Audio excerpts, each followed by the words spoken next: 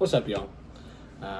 Really random way to start this one. I find it very funny because of our rudimentary way of shooting these videos. I wish y'all could see the setup that we have going on behind it.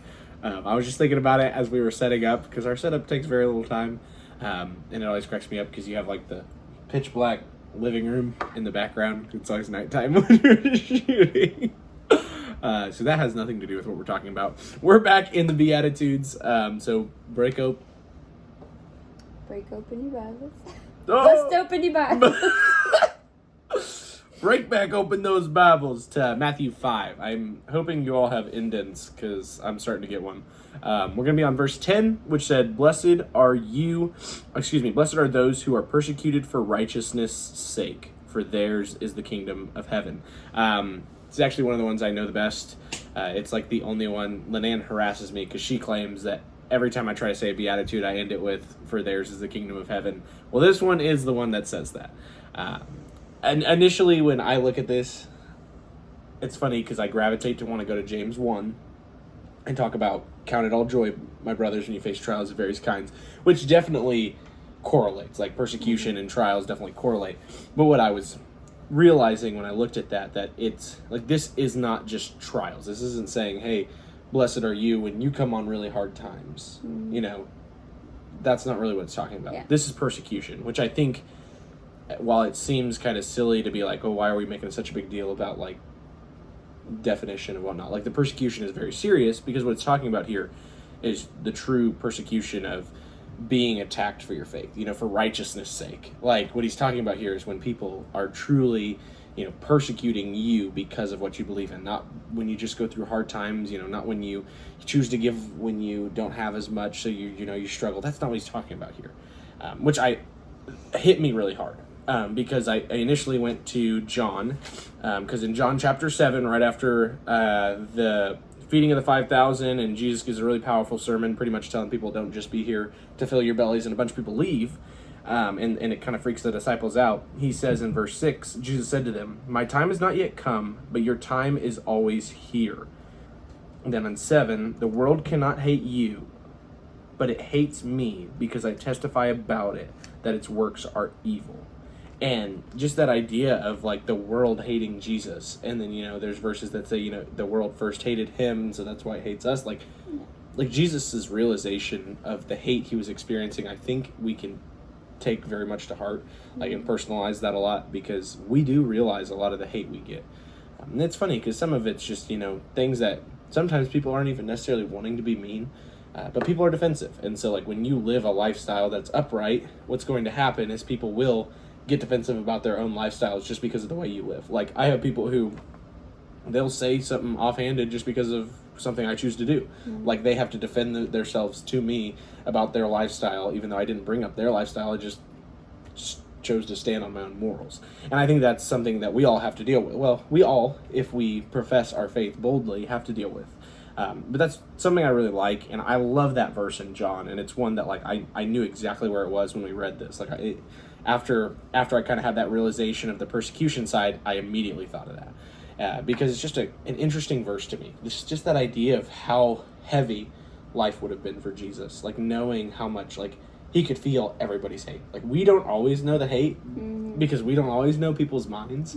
So like just think about how much hate we're actually shielded from, and how much persecution we're actually shielded from because of our lack of knowing all things. Like Jesus knowing people's hearts, knowing people's minds. Like in the 5,000, or closer probably to 10 to 20,000 with the men and women there, like when he gives such a strong sermon and pretty much calls people out for, you know, just mooching off the bread instead of, you know, in the meal instead of the heart of the point of what he's saying, he could feel, if there was 5,000 people who hated him, he could know and feel every 5,000 person's hearts and minds hating him. Like that'd be so much to bear.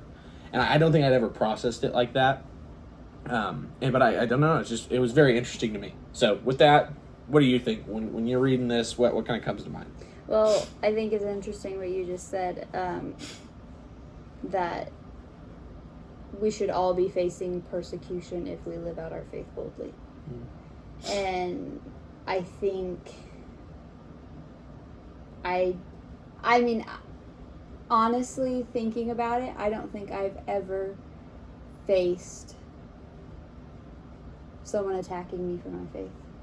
I really don't. And I think, part of it was because I was homeschooled, so I never went to public school to where I could be around other kids that didn't believe what I believed. Right. All of my friends were always Christian and believed what I believed. And so I think, one, I was sheltered from that possible persecution. But then now that I'm older, I think it's kind of convicting that and not saying that you need to go look for persecution because you're not living your life bold enough. Like, don't go looking for that persecution. But I feel like that's something that will happen as a result of you living out your faith boldly. Right. Well, and I think of the idea of, like, don't go looking for the persecution. Don't go to make people mad. Yeah. But if you go to places that people don't believe, you will get persecution. Like, that is the inevitable goal of what you will find. Yeah. And it's funny because I found that people will persecute you even if they almost don't want to. Like, I have coworkers who, I think sometimes some of the things they say, they don't necessarily want to, like, attack me for my faith. Yeah. But it is just that the drastic difference between my lifestyle and their lifestyle. Mm-hmm. They can't help but kind of attack you for what you choose to do. And, like, sometimes I know they don't dislike me, but it's just what I do so much differently than them that they don't like. Yeah. And it's so hard for people to get that. Yeah. Because I do think the world obviously pushes you to avoid it. And I like it because to me it's totally countercultural. And I don't want to cut you off if you want to keep going. But we're in the Sermon on the Mount. And so if you keep going through the Sermon on the Mount, one things you'll find is the idea of hate being murder. Which is interesting to me, because he talks about, right after this message, about how the world hates him. And then he also talks about turning the other cheek. Mm-hmm. And then he also talks about walking the extra mile. And turning the other cheek is more popular, but walking the extra mile is my favorite. Yeah. Because I read, the book on Middle Eastern culture, and it talked about how Roman soldiers would force the Jews to walk a mile with them. And that was how they were allowed a mile. And everything past that was illegal in Roman culture, which is so funny to me. Yeah. But then, like, we watched it in The Chosen when he talked about going that extra mile. Yeah. And then they had that scene in The Chosen, and I remember being like, hey, this is what I read about. But I love that, because I think to me when I read scripture, like, having known the beatitudes a lot when I was a kid, but not knowing about, like, the extra mile when I was younger, to read the Sermon on the Mount as a sermon now is just much more mind-boggling. The fact that Jesus is tying every teaching he has together. Yeah. It's just really cool to me. I mean, it gives me a lot of encouragement, because obviously the promise we're getting is that the kingdom of heaven is going to be ours. Like, we will be a part of the kingdom of heaven. And it's funny, because I think this is one of the more self-explanatory beatitudes. I was going to say the same. I feel like this is the most upfront. Like, you don't have to understand, like, the backwards way of how God works in his ministry. And, like, this one is the most upfront. Easiest again, like, my opinion, to understand and get. But I think it's interesting because I'm also doing another Bible study that is totally just on the Sermon on the Mount.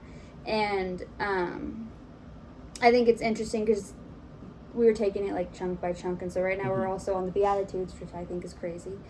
But one of the things that this person pointed out is the audience that he's talking to.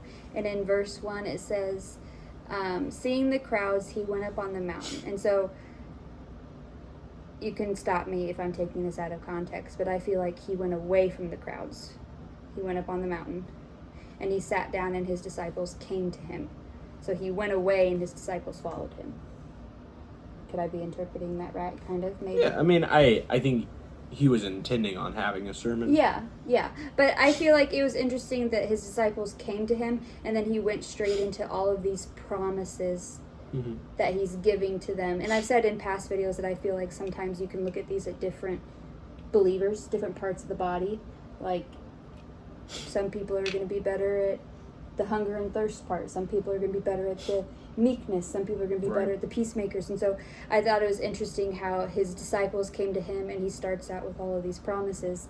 And this one, I feel like, I mean, they're all based around heaven and everything. But, like, yours is the kingdom of heaven. Like, we get to take part in that treasure with God. Yeah. Like, absolutely. We are promised, I mean, obviously not the same glory, because God will still always be above us, but, like, we get to take part of that glory. We get to take part of that treasure in heaven. We get to take part of that awe and wonder that they must have felt seeing God before them. Like, we also get to do that for eternity. And so, I don't know. I just think it's interesting. I think it's cool. Well, in touching on what you said that I do like, talking about like the beginning where he's talking about how he went up on the crowds and his disciples came to him. Yeah. So obviously the next two verses are, blessed are those when you blessed are you when others revile you, persecute you, utter all kinds of evils against you falsely on my account. Rejoice and be glad, for your reward is great in heaven. For so they persecuted the prophets who were before you. And so really the next beatitude is the exact same. Yeah. You know, it's just a deeper definition. But what I find really cool is what we see here is Jesus, he had been preaching to crowds. So if you go back to chapter 4, he was preaching to these great crowds. And then, like you said, he did separate from the crowd. And he was it was almost like he started off the Sermon on the Mount just with his disciples. And that's kind of the idea. But, like, I don't know if that's taking that out of context. But, I don't think so. I feel like that's how I see it. Yeah. I feel like that's a cool way to look at it. No, and I do think you're right. Like, he did, I think obviously, you know, he knew what was going to happen. But but what I think is powerful is if we lived a life where our teaching was audible, where we are teaching, like so let's say, like, you're a parent, you have a kid, you're in a situation where you're in a restaurant and your kid is doing something, or you have a teachable moment, and you're willing to audibly teach your kid in that moment. What's going to happen is there are going to possibly be people around you who hear, and I think we're scared of that. Like, I think that seems silly to us. We're like, okay, that's goofy. Like, I'm not going to do that. I think that's our quick go-to, because that makes us uncomfortable. Because the idea of setting that example is scary, because what happens when you set that example? Persecution will follow. And so I think we do hide from that. I hide from that all the time. You know, it's like, I know that it gets awkward. I know that it gets weird, and I'm not necessarily worried about persecution, which, in all honesty, the idea of persecution, I think we should really kick ourselves sometimes, because our persecution is nothing like what a lot of people suffer. Yeah. Like, our persecution is harsh words and sometimes not even that, just embarrassment. And we're scared of that persecution when people are dying. Yeah. You know, it's selfish of us in a lot of ways. But I still think it's important to be, you know, living out the word in your world as well, even though. So what does that look like for you? For me, if you are being persecuted, what do you do? So for me, my persecution I dealt with a lot when I was younger, and still to this day, is the lack of stuff I watch and the lack of music I listen to, and the lack of social media. Now, growing up, it's been the lack of drinking, but, like, let's just go back, because that's an easy example. Like, I've had to tell my friends, like, no, I don't watch that. No, I don't play that video game, so on and so forth. And that's very embarrassing. And so people are asking you why. And it's really easy when you get the why, or when you start getting that pushback, or that's just weird, like, your parents are crazy. It's easy to be like, oh, yeah, they're crazy. Like, and try to, like, do the right thing, but with the wrong heart, and, like, still protect yourself. What I've learned is it's saying, no, it's what I believe in. And so it's like, for me, like, so with drinking now as an adult, like, I don't drink, and I don't think it's wrong to consume alcohol if you're not getting drunk. I don't think that's wrong. But if you're of the age, those are in quotations for any of you listening to this who aren't over the age of drinking, if you're of age, I don't think there's anything wrong with having a drink if you can do it not in excess. But to me, I don't even want to get close to it, because to me, I haven't seen alcohol destroy anything if it hasn't touched it. And so to me, to stay away from alcohol can't be a bad thing. And so I was like, I'd rather stay away from it, because I got plenty of other things to try to deal with. Yeah. And so when I'm having that conversation with people, it's easy to try to be like, well, it's just my religion. Or, oh, it's just yada, yada, yada. It's like, to me, it's the time to actually go into depth about why I believe that. Yeah. Like, because the more you can have, you know, definitions of your convictions, the more that you know what you're convicted on when persecution comes. Because the truth is, no, I'm not getting beat up for my faith right now. And maybe there will be a time where I do. And I want to be ready for that. But right now, it's not. Right now, it is verbal. And then if I can verbally defend myself, you know, and say, this is why I believe what I believe. That, I think, shows leaps and bounds. So that's like the biggest part, is you need to not rely on an excuse or... Yes. Oh, yeah, well, that is kind of crazy. Or that's just what my parents tell me to do. But know what you know and why you know it. Well, and I think it's a danger for us who grew up a Christian. Yeah.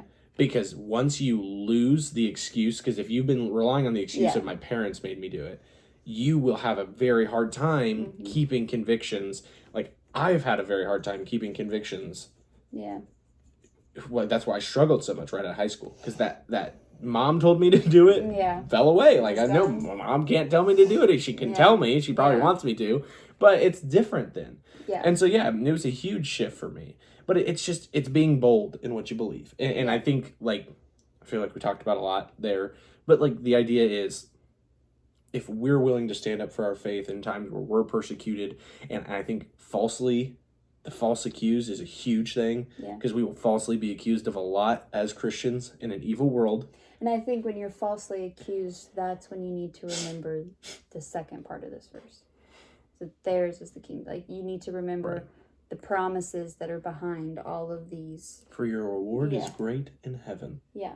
Absolutely. Well, it is. And I think that's how we have to live. And the truth is everything goes terrible on this earth, but we get to have eternity in heaven. All of that persecution is worth it. And to me, it's just being willing to say that God is the one who justifies. He is the judge. He has vengeance. And I need not do anything but live a life above reproach. Yeah. Which is almost like I'm going to have to be writing a sermon about that. And so it's like living that life above reproach. And if I'm Daniel and all I can be thrown in the lion's den for is my faith, that's the life I want to live. Yeah. And if persecution comes and lion's dens come because of that, awesome. But I only want it to be because of that. I don't want it to be because of my selfish nature and my worldly nature coming out. I want it to be because I was above reproach, and because the only thing they could find fault with me was the fact that I believe in a God that they don't. Yeah. Very nice. So, that's all we got for you guys. Hope you enjoyed that. I hope you got something out of this. That's all for the Beatitudes. We will have to do some brainstorming about what we'll do next. So we wrapped it all up. There we go. Feels kind of good. I love the Beatitudes, though. And it's cool for me. Like I said it kind of at the beginning, but it's one I've known since I was a little kid, but never really grasped, the depth of them until you really get into them. So I'm looking forward to what we'll do next. And I just, I encourage you all, like, we need to be a light. Our world is just really, really dark right now. And if we're not going out, if we're not spreading the gospel, if we're not being willing to be outspoken about what we believe, we need to make a change. And I'll just share a personal conviction of mine. Like I said, I'm writing a sermon about kind of touching on, living a life above reproach. And it has kind of challenged me and been very eye-opening to me about how little I do live above reproach consistently on a day-to-day basis. And how much of my sin I'm okay with happening consistently. And so it's a challenge for all of us, and I hope you take it and just be willing to kind of like break down your day when you get done and ask yourself, what was God pleased with throughout that day? And not in a way to say like, oh, you're not enough, but in a way to say, oh my goodness, like where am I allowing myself to just be completely opened up to what the devil and the world wants? And so that's my challenge. Our so for this week, I want to do, it's the new Brandon Lake song. That's Who I Praise. Yep. It's a really good song. I like it a lot. So that's going to be my one. I might post two and do If It Wasn't for Jesus, because that's definitely my top song right now. That's Benjamin William Hastings. It's definitely my favorite song. So I'll probably put two so's for this week because we missed a week. There you go. 2 songs of the week. We love you guys. Thank you for listening. I do genuinely pray that this is something that benefits you guys. And just, be praying for people. If you have prayer requests, let us know. We want to be praying for you all. There's nothing more that we can do than pray. And so there's nothing that makes us more proud or anything else that we want than to be able to pray for people. So with that, hope you guys have a blessed week, and we'll look forward to seeing you again soon. Deuces.